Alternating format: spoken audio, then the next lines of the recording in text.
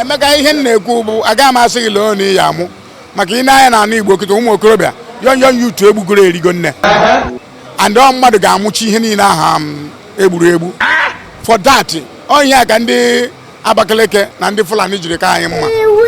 onye Abakaliki nwere ike ịmụ ụmụ 20 ofu nwaanyị mụọ 20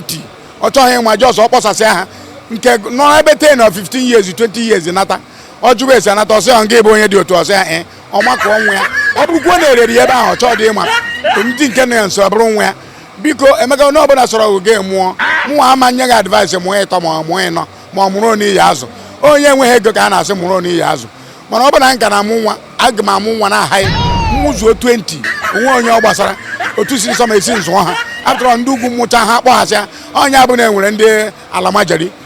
onye yọgide ego nwagịrịte ọ bụrụ dị mkpa eburu egbe ebu ihe ọ bịa na-agba anyị yaga anyị na-asị ihe nke osi ebe ekenekwa m ụnụ demeni ihe na-esi nwamba isi na-arụ ya ka ọ dị ihe agụ ji eme ire dị ya na mbọ ọ bụrụ ebu kama ibu ka eji anyị ikpọ nsị onye m okwu ada azọ maikrofonu ekele m ụnụ demeni.